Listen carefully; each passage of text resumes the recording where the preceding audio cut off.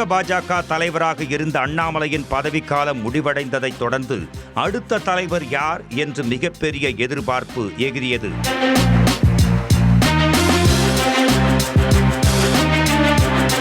இந்த நிலையில் அதிமுக பாஜக கூட்டணிக்காக அதிமுகவின் அபிமானியான நயினார் நாகேந்திரனை தலைவராக நியமித்தது டெல்லி தலைமை என்கின்றன கமலாலய வட்டாரங்கள்.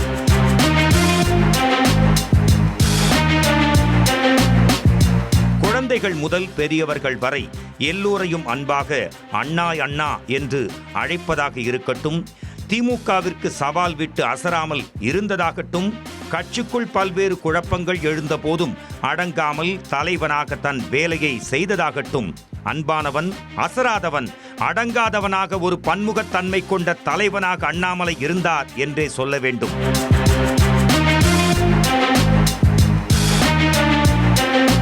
இத்தகைய சூழலில் தமிழக பாஜகவின் புதிய தலைவராக நியமிக்கப்பட்டிருக்கும் நயினார் நாகேந்திரன் எப்படி செயல்பட போகிறார், அவரது நடவடிக்கைகள் எப்படி இருக்க போகின்றன போன்ற பல கேள்விகள் கமலாலய வட்டாரத்தில் இருந்து வருகின்றன.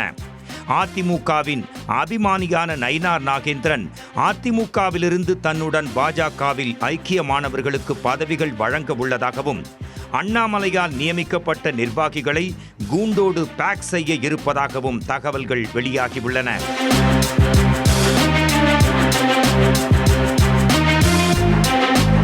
அதாவது யார் கட்சியின் தலைவராக வந்தாலும் கட்சி ரீதியாக தனக்கு ஏற்ற நிர்வாகிகளை நியமிப்பது என்பது வழக்கமான ஒன்றாக இருக்கும் நிலையில், கடந்த தலைவர் அண்ணாமலை நியமித்த நிர்வாகிகளை மாற்றப் போகிறாராம் நயினார்.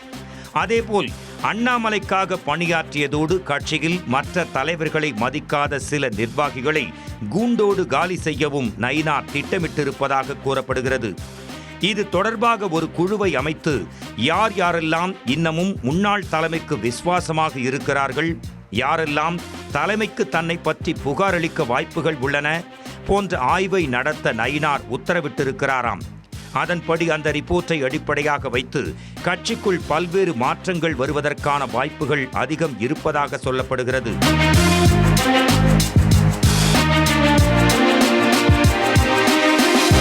தொடர்ந்து சென்னையில் உள்ள ரவுடிகள் பலர் பாஜகவில் இருந்து கொண்டிருப்பதோடு கட்சிக்கு அவப்பெயர் ஏற்படுத்தி வருவதாகவும் ரிப்போர்ட் ஒன்று நயினாருக்கு கிடைத்திருக்கிறதாம்.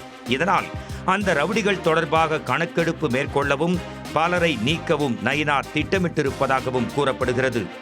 இதில் குறிப்பாக தன் சமுதாய மக்களுக்கு கட்சியில் முக்கிய பதவிகளை வழங்க நயினார் திட்டமிட்டிருப்பதோடு பூத் கமிட்டிகளை அமைக்கவும் பலே திட்டம் ஒன்றை தீட்டி வருகிறாராம். இதுவரை பாஜகவில் பூத் கமிட்டி அமைப்பது என்பது சிக்கலாக இருந்து வந்த நிலையில் கடந்த தலைவரான அண்ணாமலையும் பூத் கமிட்டி குறித்து கண்டுகொள்ளவில்லை என்றே சொல்லப்படுகிறது.